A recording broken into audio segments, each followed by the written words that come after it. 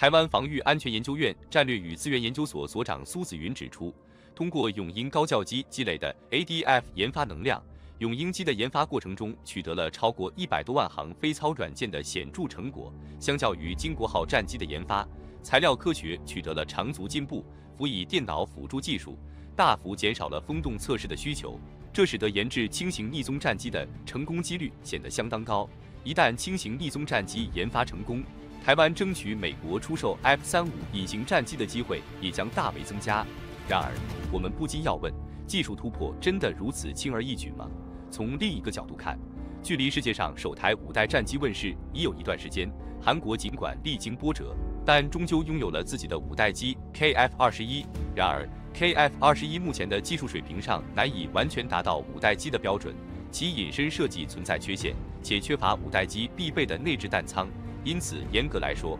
，KF-21只能算作是4、75代机，甚至被西方媒体不客气地称为4、5代机。台湾对获得5代机的需求已迫在眉睫，自然不愿落后于他国。不巧的是，近期欧洲的一个小国也推出了新型5代战机。前不久，土耳其举办了一场盛大的空军活动，展示了他们自研的新型第5代战机 TFX。总统埃尔多安亲自上台宣布，这架战机命名为 KOM， 在土耳其语中象征着国王的光辉。一旦 TFX 战机正式投入使用，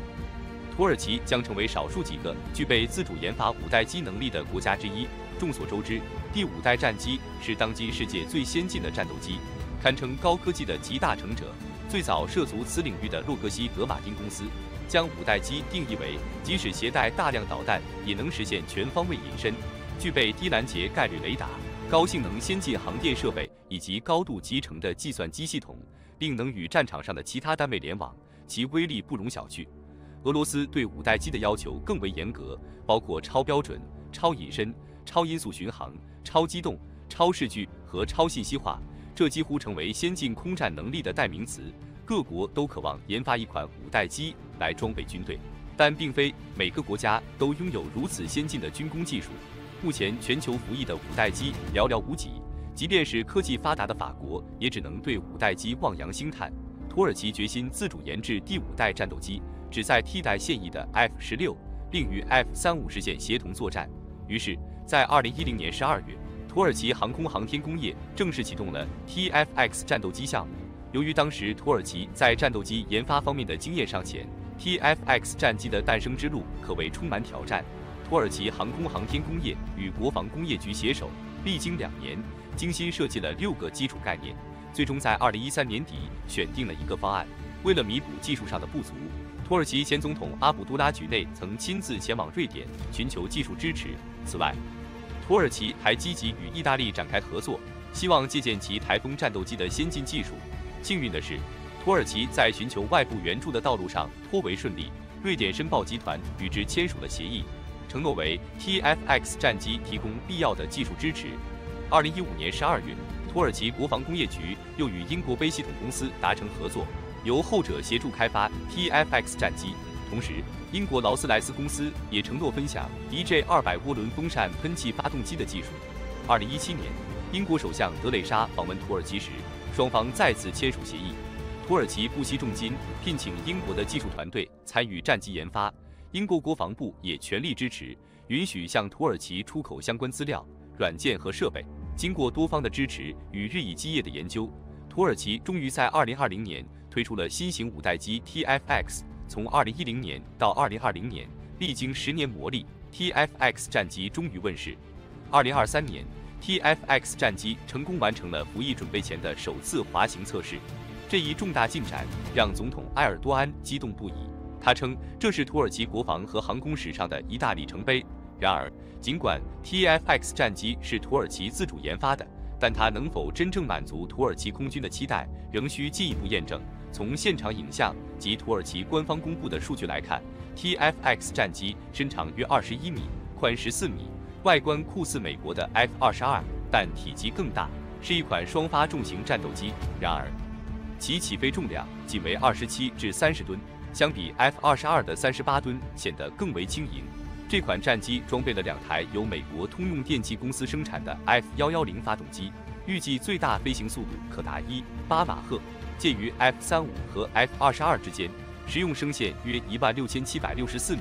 最大过载能力高达9G。令人惊喜的是 ，TFX 战机还配备了内埋式弹舱，机腹中轴线位置前后各有2个主弹舱，每个都能携带2枚中距离空导弹，而机身侧面则各有1个侧弹舱，可携带1枚短距离空导弹。土耳其媒体指出，TFX 战机的核心任务是满足空中优势作战的需求，目前主要搭载美国制造的 M120中距离空导弹和 M9短距离空导弹。未来，土耳其还计划为 TFX 战机装备自行研制的梅林主动雷达制导中距离空导弹以及有损红外成像制导短距离空导弹。虽然土耳其似乎已经迈进了5代机的大门，但 TFX 战机仍面临诸多问题和挑战，尤其是内埋弹舱的设计。虽然土耳其为其预留了充足的空间，但在超音速飞行时打开弹舱，气流对弹舱门和飞机结构的冲击是一个巨大的技术难题。目前，全球仅有少数国家拥有解决这一问题的成熟技术，即使是现有的5代机，如苏57，也未能完全攻克这一难关。因此，很多人对土耳其及其合作国家是否有能力独立解决这一问题持怀疑态度，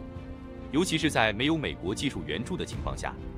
飞机弹舱门的设计和制造工艺，无疑是影响战机隐身性能的关键因素之一。在这方面，苏57战机的主弹舱开缝问题一直备受关注。当弹舱门开启时，内部的金属表面会暴露在外，这无疑会增大雷达反射面积，进而降低战机的隐身效果。对于同样致力于5代机研发的土耳其 TFX 战机而言，这方面的问题可能同样存在，让人对其隐身性能持有一定的保留态度。然而，我们也必须理解，任何一款战机的研发都是一个复杂而漫长的过程。TFX 战机经过10年的磨砺，虽然在一些细节上可能仍有待完善，如侧弹舱的挂架和排焰设备尚未完备，但这并不代表它的整体性能就会因此大打折扣。对于弹舱开缝等可能影响隐身效果的问题，我们或许应该保持一种观望的态度，等待 TFX 战机真正完工后的实际表现。弹舱的设计不仅仅关乎隐身性能，更直接关系到战机的战斗力和多用途能力。对于重型制空战斗机而言，弹舱的深度和容量更是重中之重。过浅的弹舱无法容纳重型弹药，而过深的弹舱又可能影响燃油携带量和航程，甚至对飞机结构强度造成不利影响。苏57战机就因弹舱位置占用了主横梁结构空间，导致机体强度下降，这无疑是一个值得警惕的前车之鉴。从目前的资料来看， TFX 战机在弹舱深度和载弹量方面可能面临的问题似乎比苏57还要严重，这不禁让人对其未来的实战表现产生一丝担忧。然而，我们也必须看到，任何战机的设计都是一个权衡与取舍的过程，如何在保证性能的同时尽量减少缺陷，是每个设计师都需要面对的挑战。至于苏57战机，尽管它作为一款现役5代机在某些方面表现出色，但其隐身性能、航电系统和武器系统等方面的问题也不容忽视，尤其是在隐身状态下作战能力有限，这无疑是其一个显著的短板。因此，尽管有人对 TFX 战机持保留态度，但相比苏57这样的半成品5代机，我们或许可以给予 TFX 战机更多的期待和关注。回顾土耳其的 TFX 战机，我们不难发现，这款战机在研发过程中面临着诸多挑战。如果土耳其无法有效解决上述提到的问题， TFX 战机的实际表现恐怕难以超越同为5代机竞争的苏57。然而，土耳其似乎并未将 TFX 战机与苏57直接对标，而是选择了与韩国的 KF-21战机进行比较。那么 TFX 战机究竟能否在与 KF-21的较量中脱颖而出呢？ KF-21猎鹰战机作为韩国与印尼联合研制的项目，目前尚处于开发阶段，被归类为4代半战机。其外观设计与 F-22相似，但整体尺寸较小。韩国在研发初期曾豪言壮语，声称 KF-21是世界上除3个国家外首款5代机。然而，从 KF-21目前的技术状态来看，将其称为5代机似乎有些勉强。KF-21战机在技术上大量采用了西方国家的成熟技术，例如使用通用电气公司提供的 F414 400K 涡扇发动机，其最大起飞重量和最大飞行速度虽然与土耳其的 TFX 战机相比稍逊一筹，但考虑到 KF-21是一款中型战机，这一差距在可接受范围内。此外 ，KF-21还采用了西方国家提供的一系列子系统和先进航电技术。然而，由于美国国会的干预 ，KF-21战机未能获得有源相控阵雷达、红外搜索跟踪系统、光电瞄准吊舱和射频干扰器等关键子系统的技术支持，这无疑增加了韩国和印尼技术团队的研发难度。值得一提的是 ，KF-21战机并未设置内埋弹舱，而是采用了机腹半埋式挂架设计，以挂载空导弹等武器。这种设计虽然在一定程度上减少了机身的雷达反射面积，但相较于拥有完整内埋弹舱的 TFX 战机，其在隐身性能上可能稍逊一筹。从这一点来看，土耳其的 TFX 战机在技术上或许更为先进。然而，我们也不能忽视 KF-21战机在其他方面的优势。与阵风、台风等4代机相比， KF-21战机在动力系统和设备上能够与之媲美。同时，整体设计更为出色，这使得它在空战中具有相当明显的优势。这也是韩国方面将其冠以5代机称号的原因之一。不过，对于外界而言，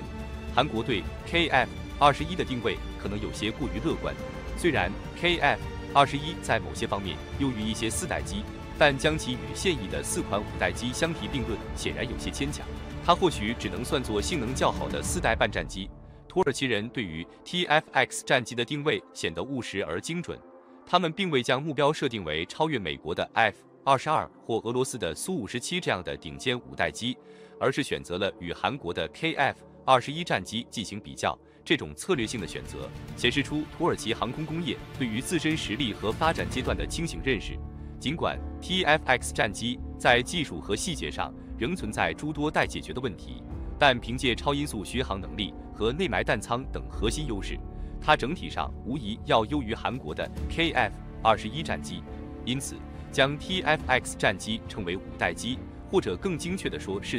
75代战机，是合情合理的。回顾全球5代机的发展历程，从最初的几款到如今韩国的 KF-21、印度的 MCA、瑞典的飞行系统等5代机技术似乎正呈现出遍地开花的趋势。而土耳其 TFX 战机的诞生，无疑为这一趋势注入了新的活力。它不仅标志着5代机技术的普及和进步，更展现了中等工业强国在航空领域的雄心与实力。美国作为5代机技术的领军者，其先进的技术支持和丰富的经验为其他国家提供了宝贵的借鉴。许多国家的5代机在外形上与 F-22、F-35等美军战机相似，正是因为他们在设计时参考并吸收了这些先进战机的设计理念和技术特点。然而，尽管外形相似，性能上的差距却不容忽视。韩国、印度、土耳其等国的5代机，尽管在某些方面已经取得了显著的进步，但与 F-22、F-35这样的顶尖战机相比，仍存在一定的差距。对于土耳其来说， TFX 战机的研制成功已经是一个了不起的成就。它不仅能够满足土耳其的作战需求，更在国际航空领域为土耳其赢得了声誉。正如土耳其总统埃尔多安所言， TFX 战机完成测试是土耳其国防和航空界历史性的一天，也是土耳其5代机制造业新的里程碑。然而，成功的背后仍需保持清醒的头脑。TFX 战机在隐身性能、内埋弹舱等方面仍存在问题，需要土耳其航空工业持续投入研发力量进行改进和优化。只有不断提升自身的航空技术水平，才能在激烈的国际竞争中立于不败之地。展望未来，我们期待 TFX 战机能够继续为航空科技的发展带来更多惊喜和突破。同时，我们也希望看到更多国家能够加入到5代机的研制行列中来，共同推动全球航空事业的进步。下期再见。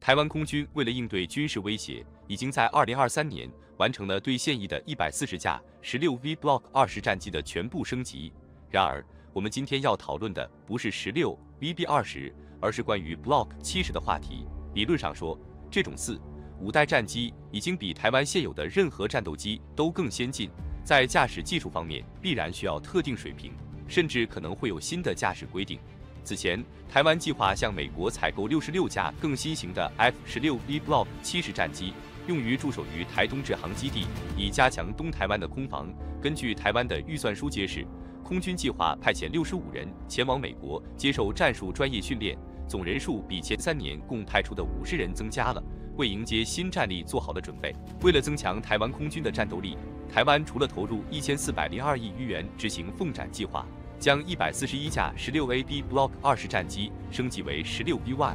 还获得了美国2019年同意向台湾出售66架更先进的 F-16B Block 70战机。台湾以凤翔专案为代号执行此计划，并通过总额2472亿余元的特别预算案，计划在2026年之前全部获得。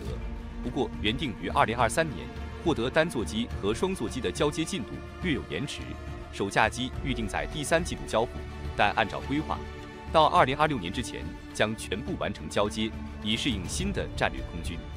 已于今年底完成了组织调整，原驻守于台东制航基地的第7飞行训练联队已经改组为战术战斗机联队，预计将下辖3个作战队，由上校担任作战队长。原本的飞行训练业务则全部移交给飞行训练指挥部。这个新成立的单位原为空军官校飞行指挥部，现已独立升格为指挥官，维持少将阶级，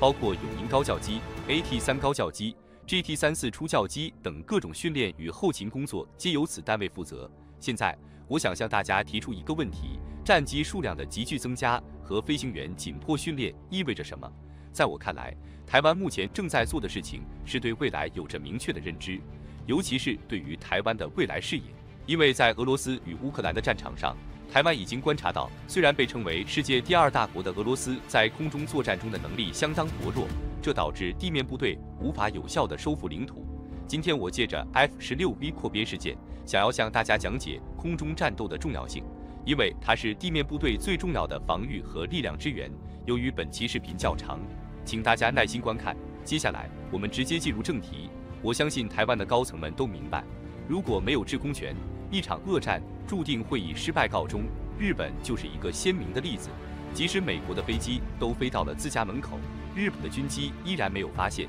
有句话说得好，拥有制空权就像掌握胜利的钥匙。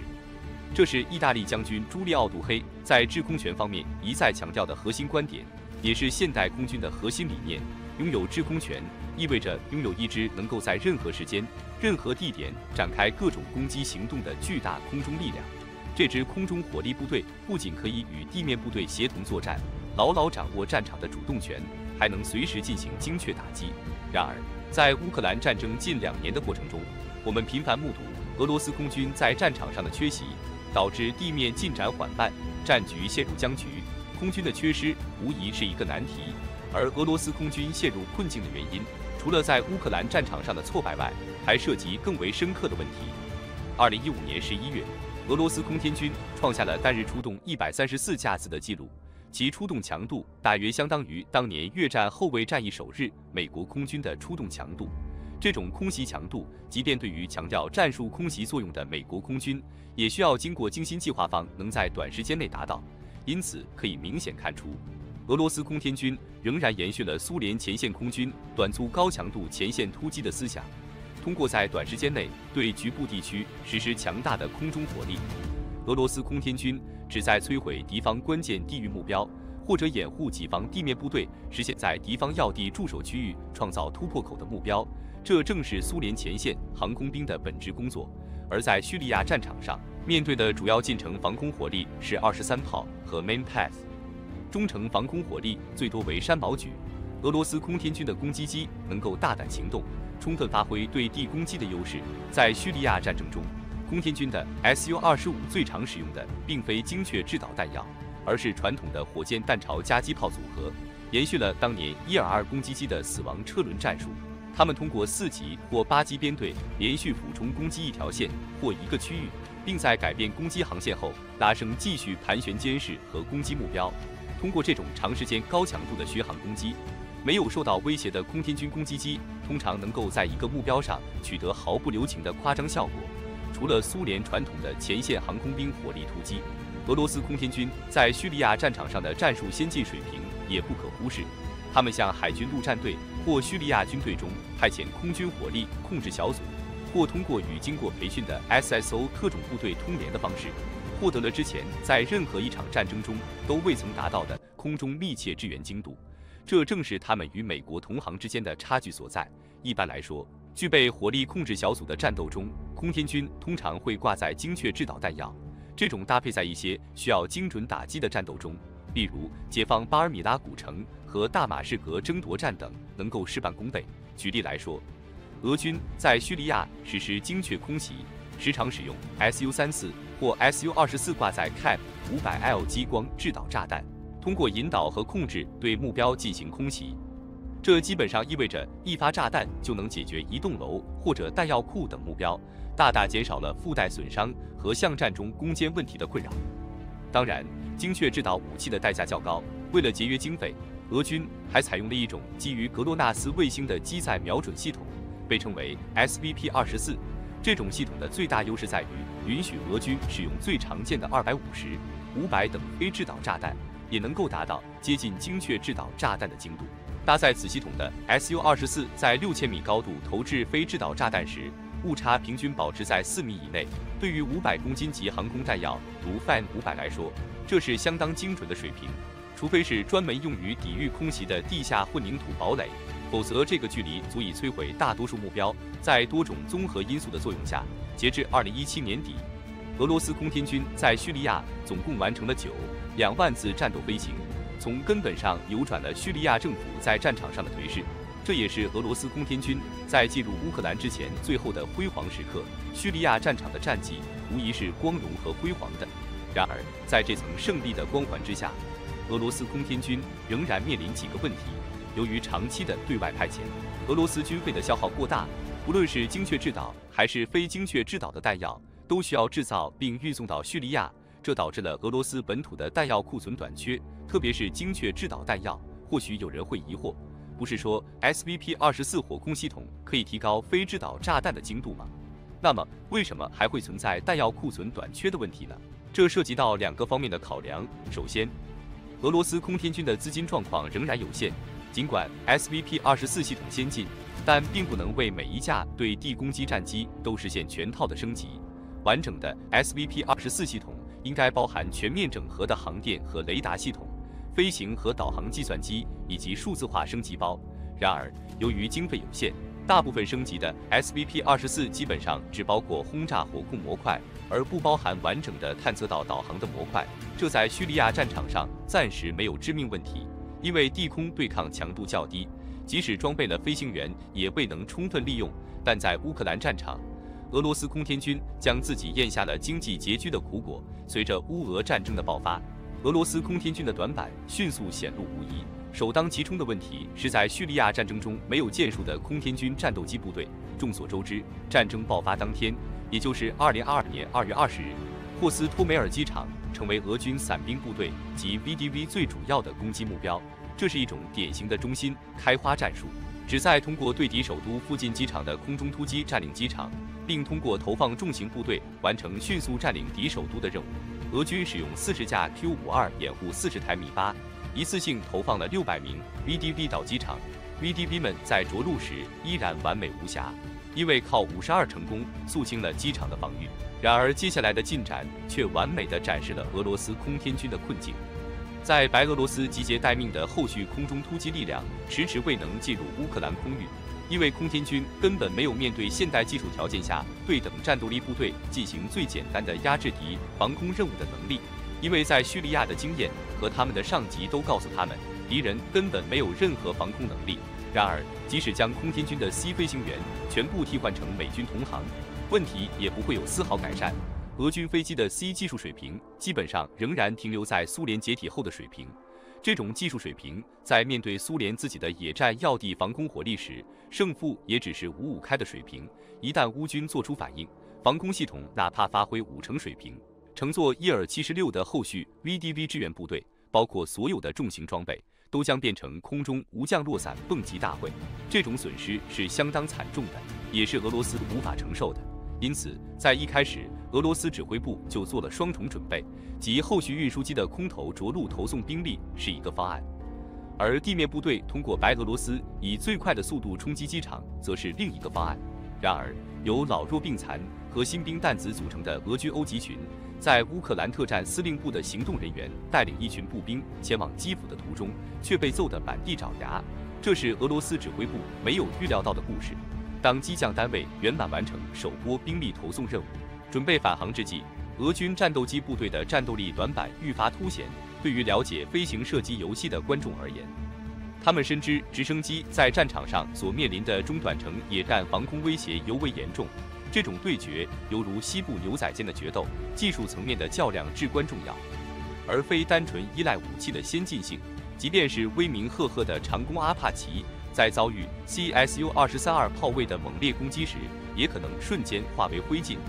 俄罗斯的直升机飞行员们技术精湛，足以在乌军的防空网络中开辟出一条生命通道，确保霍斯托梅尔机场的空中补给线畅通无阻，继续向战场深处输送援军。然而，他们还需肩负起撤离伤员和遗体的重任，与重型武器一同撤离，这无疑是一项艰巨的任务。然而，乌军战斗机部队的及时介入，彻底切断了这条至关重要的空中生命线。地面防空单位虽然存在盲区，但空中飞行的战斗机，特别是配备先进雷达的4代战斗机，能够轻松捕捉到直升机的踪迹。白俄罗斯至基辅的直升机通道狭窄且短促，这无疑加剧了这一困境。乌军即便是使用苏联原版的米格29战斗机，也能凭借雷达和作战半径优势，轻松封锁这条空中走廊。只需一发半主动雷达制导导弹，便能将勇敢的直升机飞行员及其战机化为璀璨烟火。面对这种无法反制的对抗，任何直升机部队指挥官都不会让部下执行这种近乎自杀的任务。因此 ，VDV 在霍斯托梅尔机场的最后一条生命线也被无情切断。尽管此时他们仍具备固守机场的实力，因为从白俄罗斯到基辅的距离并不遥远，只要空天军能够突破乌军防空网，带有火力控制小组的 VDV 便能通过强大的空中火力支援，为进攻机场的乌军制造巨大的威胁。然而，空天军的战斗力和飞行员素质必须达到相当高的水平，才能在空中与乌军同行展开激烈对抗。然而，事实却残酷地证明了一切。进攻霍斯托梅尔机场的 VDV 在乌军猛烈的炮火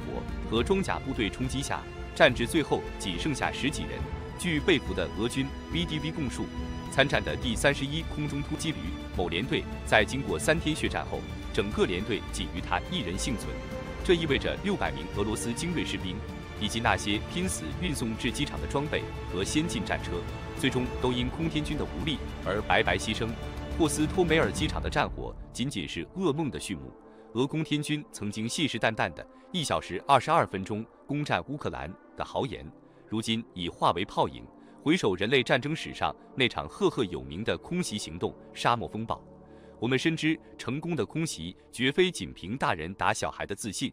而是需要精心的策划与准备。任何残存的防空导弹阵地，甚至是最原始的光学瞄具高炮，在战场上都可能成为对地攻击部队的致命威胁。宣战前10几分钟，空军已经完成了探测、引导、分配等 C 任务的关键工作。那些针对敌方关键防空节点的弹药早已蓄势待发，一旦宣战号令响起，敌人的重要防空节点，如雷达站、防空指挥中心、远程地空导弹阵地、